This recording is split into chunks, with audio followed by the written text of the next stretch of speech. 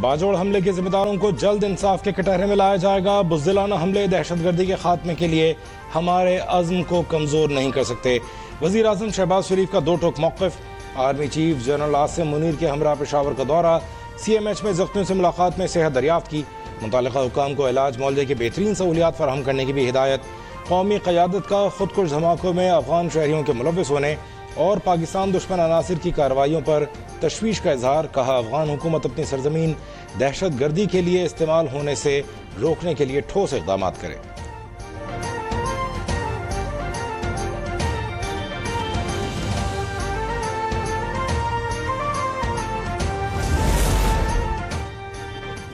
باجوڑ دھماکہ خلاف شریعت ہے. کسی کو حق نہیں کہ مسلمان کا خون بہائے. دہشت گردی کے واقعات کی وجہ سے نہ تو اپنا نظریہ چھوڑیں گے نہ ہی راستہ تبدیل کریں گے. میدان میں کھڑے تھے اور کھڑے ہیں, الیکشن میں بھی حصہ لیں گے. سربراہ پی ڈی ایم مولانا فضل الرحمان کی میڈیا سے گفتگو. کہا الیکشن نہ ہونے کا کوئی جواز نہیں, ہم بر وقت حکومت چھوڑیں گے, باقی نگران حکومت کا کام ہے وہ کیا کرتی ہے.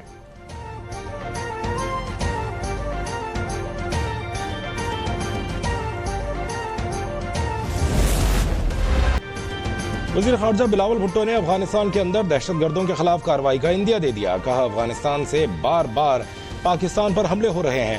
افغان حکام دہشت گردوں کے خلاف کارروائی نہیں کرتے تو آخری آپشن کے طور پر افغانستان میں کارروائی کر سکتے ہیں. بلاول بھٹو کا افغان حکام سے دہشت گردی روکنے اور دوحہ معاہدے پر عمل درآمد کا مطالبہ. دہشت گردی کے مقابلے کے لیے افغانستان کو مدد دینے کی بھی پیشکش.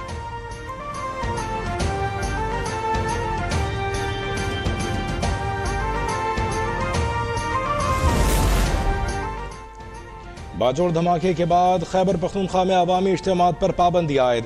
صوبائی محکمہ داخلہ نے مراسلہ جاری کر دیا.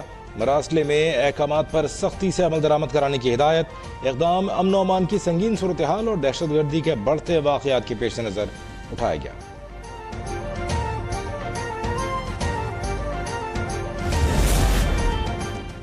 اقوام متحدہ کی سیکیورٹی کونسل کی باجوڑ دھماکے کی مذمت. پاکستان اور جاں بحق افراد کے لواحقین سے تعزیت کا اظہار. ہر قسم اور شکل کی دہشت گردی عالمی امن کے لیے سنگین خطرہ قرار. اعلامیے کے مطابق تمام متعلقہ ممالک مجرمان کو کیفر کردار تک پہنچانے میں پاکستان کے ساتھ تعاون کریں.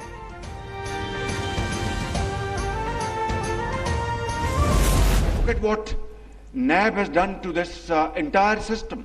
Talk about business community. They are dead scared. They have seen this in the past preceding years. How NAB nabbed them.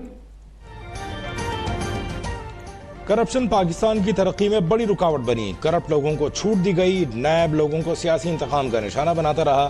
باتیں بہت ہو گئیں. ماضی کی غلطیوں سے سیکھ کر آگے بڑھنا ہے, ترقی کے اہداف حاصل کرنے ہیں. وزیر اعظم شہباز شریف کا پاکستان منرل سمٹ سے خطاب. کہا زہر گھول کر معاشرے کو تقسیم کیا گیا. وجوہات سب جانتے ہیں. سوچنا ہوگا کہ اس حال تک کس نے پہنچایا. قوم ان حالات میں کیسے مثبت نتائج حاصل کرے گی. وزیر اعظم نے بھارت سے مذاکرات کا عندیہ بھی دے دیا. کہا پڑوسی سنجیدگی کا مظاہرہ کریں. جنگ کوئی آپشن نہیں. پاکستان کسی کے خلاف نہیں.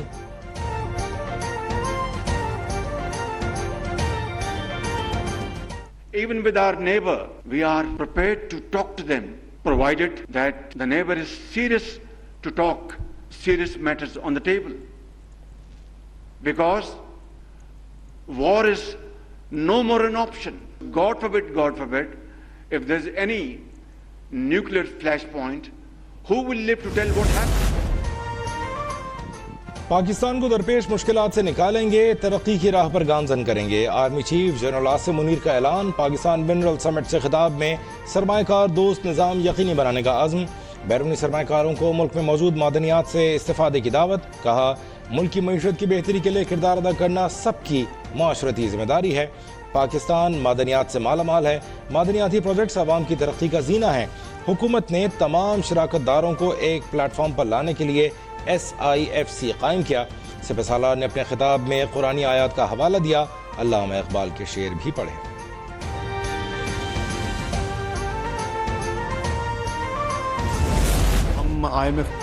IMF شرائط غریب عوام پر قہر بن کر ٹوٹنے لگیں. حکومت نے پیٹرول 19 روپے 95 پیسے مہنگا کر دیا. نئی قیمت 272 روپے 95 پیسے ہو گئی. ڈیزل پر 19 روپے 90 پیسے بڑھا دیے گئے۔ وزیر خزانہ اسحاق ڈار نے اعلان کر دیا، کہا نئی قیمتوں کا اطلاق فوری ہوگا، ہم نے ملکی مفاد میں کم سے کم اضافہ کیا، پاکستان ڈیفالٹ نہیں کرے گا، ہم درست معاشی سمت میں جا رہے ہیں۔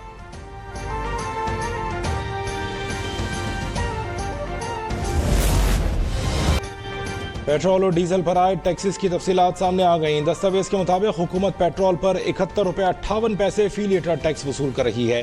پیٹرول پر لیوی قیمت میں 55 روپے فی لیٹر وصول کیے جا رہے ہیں۔ او ایم سی مارجن 6 روپے اور ڈیلر مارجن 7 روپے عائد ہے۔ I F E M margin 2 روپے 63 پیسے عائد۔ ڈیزل پر 61 روپے 64 پیسے ٹیکس اور 50 روپے لیوی عائد ہے۔ ڈیزل پر او ایم سی مارجن 6 روپے، ڈیلرز مارجن 7 روپے وصول کیا جا رہا ہے۔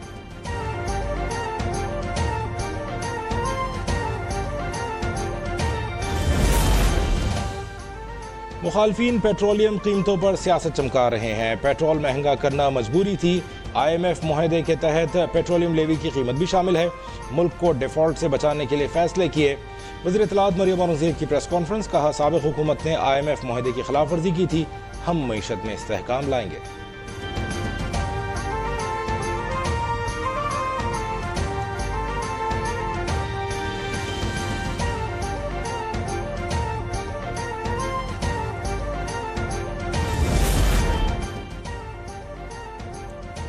آئندہ انتخابات میں پیپلز پارٹی ملک بھر میں حکومت بنائے گی، بلاول بھٹو وزیر اعظم ہوں گے۔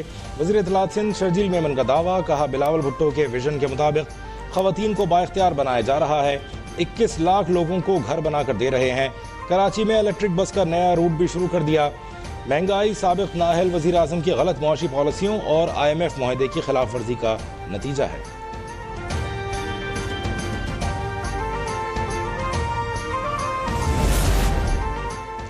عام انتخابات وقت پر ہوتے نظر نہیں آ رہے، ممکن ہے نگراں سیٹ اپ 3 ماہ سے 2 سال تک چلے۔ مشیر زراعت سندھ منصور وسان کی ایک اور پیش گوئی، کہا الیکشن میں پیپلز پارٹی کے خلاف M Q M, G D A اور جے یو آئی کا الائنس بن سکتا ہے۔ رواں ہفتے اور آئندہ 2 ماہ اہم ہیں، کسی بھی وقت بڑا سرپرائز آ سکتا ہے، بڑی مچھلیوں کا احتساب ہوگا۔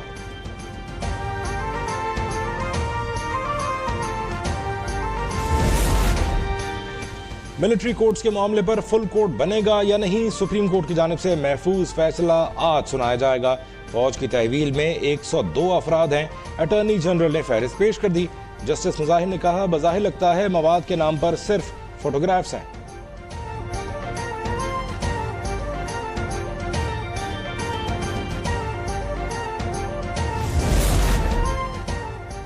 آفیشل سیکرٹ ایکٹ ترمیمی بل 2023 قومی اسمبلی سے منظور۔ ریاست مخالف سرگرمیوں میں ملوث، جان بوجھ کر امن عامہ کا مسائل پیدا کرنے والا یا ممنوعہ جگہ پر حملہ کرنے والا جرم کا مرتکب ہوگا۔ دستاویز یا معلومات تک غیر مجاز رسائی حاصل کرنے والا مجرم، دشمن یا غیر ملکی ایجنٹ کے ساتھ رابطے میں رہنے والا یا ملنے والا ذمہ دار ہوگا۔ ایکٹ کے تحت جرم کے مرتکب فرد کو 3 سال قید، 10 لاکھ جرمانہ یا دونوں سزائیں ہوں گی۔ مذکورہ جرائم خصوصی عدالت کو بھیجے جائیں گے۔ خصوصی عدالت 30 دن کے اندر سماعت مکمل کر کے فیصلہ کرے گی۔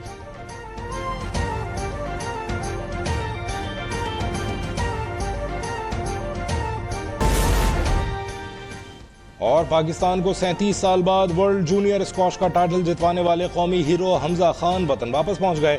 ایئرپورٹ پر جونیئر ہیرو کا پرتپاک استقبال۔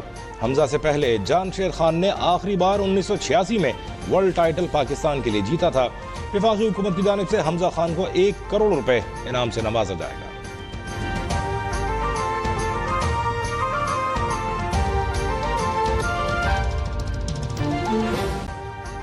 ابھی سبسکرائب کریں تاکہ کوئی خبر رہ نہ جائے۔